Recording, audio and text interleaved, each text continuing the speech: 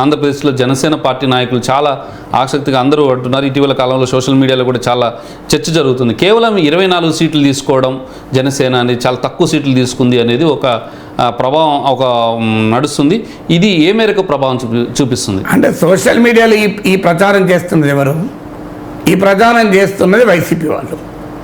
ఈ ప్రచారం చేస్తున్నది వైసీపీకి ఉపయోగపడాలని చేసే కొంతమంది. ఎస్, నిజంగా జనసేన కార్యకర్తల్లో అది ఉందా అంటే 24 మంది బలమైన జనసేన నేతల పేర్లు చెప్పండి నాకు. ఆంధ్రప్రదేశ్లో మీకు తెలుగుదేశం నుంచి 50 మంది పేర్లు మనం చెప్పగలం. 24 మంది జనసేన నేతల పేర్లు ఇంతకాలం జర్నలిజంలో ఉన్న నాగేశ్వర్ గోపరాజులే చెప్పలేరు. అంటే నేను అనేది మనకు చెప్పచ్చు కాన్షియస్ లెవెల్ లీడర్స్, నేను అనేది రాష్ట్రం అంతా గుర్తించగలిగిన బలమైన నాయకుల పేర్లు చెప్పబడి చెప్పలేరు.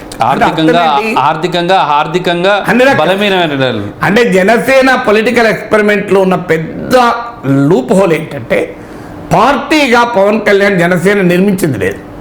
ఆయన పవన్ కళ్యాణ్ చుట్టూ ఉన్న అభిమానము అనే అంశం చుట్టూ నిర్మించాడు. విచిత్రం ఏంటంటే ఇన్నేళ్ల తర్వాత కూడా పార్టీ పెట్టి 15 ఏళ్ల తర్వాత కూడా అటెంప్ట్ కూడా లేదు. ఇప్పుడు కేసీఆర్ కూడా 2014లో తెలంగాణ సెంటిమెంటు చుట్టే పార్టీ నడిచింది. నిజంగా చాలా చోట్ల పార్టీ లేదు, కానీ 2014 తర్వాత ఆ గ్యాప్ ఫిల్అప్ చేసుకున్నారు. అందువల్ల 2019లో 63 నుంచి 88 పెరిగింది. అందువల్ల ఆ గ్యాప్ ఫిల్అప్ చేసుకున్నాడు చాలా జాగ్రత్తగా, ఇతర పార్టీల నుంచి నాయకులు తీసుకుని. అందుకని ఇప్పుడు పవన్ కళ్యాణ్ ముందు అసెంబ్లీలో అడుగు పెట్టని. అదే అందుకే పవన్ కళ్యాణ్ కు ఆ డ్రాబ్యాక్ అర్థమైంది. లిమిటేషన్ ఏంటంటే ఇప్పుడు నాకు పార్టీ నిర్మాణం లేదు. మన పవన్ కళ్యాణ్ నేనడు కాదు, మన బూత్ లెవెల్ నాయకులు ఉన్నారా అన్నాడు. అందువల్ల మీకు క్షేత్రస్థాయిలో పార్టీకి కనెక్ట్ లేదు. లేనప్పుడు నువ్వు ఇప్పుడు 24-40 తీసుకుంటే ఏం జరుగుతుంది? టీడీపీ జనసేన కూటమి ఓటమికి కారణమవుతుంది. బీహార్లో జరిగింది అదే. ఆర్జేడీ కాంగ్రెస్కి ఎక్కువ సీట్లు ఇస్తే కాంగ్రెస్ మునిగింది, కూటమి మునిగింది, మహాగఠబంధన్. సో ఇక్కడ కూడా అదే జరుగుతుంది. నీకు ఎక్కువ సీట్లు ఇస్తే మీకు 2009లో అదే జరిగింది. టీఆర్ఎస్తో తెలంగాణ వాదానికి స్పందించి చంద్రబాబు నాయుడు టీఆర్ఎస్ కు భారీగా సీట్లు ఇచ్చాడు. ఏం జరిగింది? టీఆర్ఎస్ పోటీ కుగడపల్లి జయప్రకాష్ నారాయణ గెలిచాడు, మీరు గమనిస్తే. సో అందువల్ల టీఆర్ఎస్ గెలిచిన చాలా సీట్లలో టీడీపీ రిబల్స్ కూడా పోటీ చేశారు. అందువల్ల అల్టిమేట్ గా బలం అనేది కీలకం. జనసేనకున్న బలం 6-7%.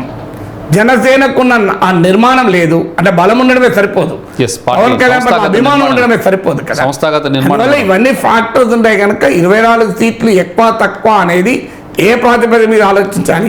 అయితే జనసేనకు తక్కువ ఇచ్చారనే నరేటివ్ని బిల్లు చేసి జనసేన ఓటు టీడీపీకి బదిలీ కాకుండా పవన్ కళ్యాణ్ అభిమానుల్లో చంద్రబాబు నాయుడు పట్ల కోపం తెప్పించడానికి ప్రత్యర్థులు చేస్తున్న ఎత్తుగడది.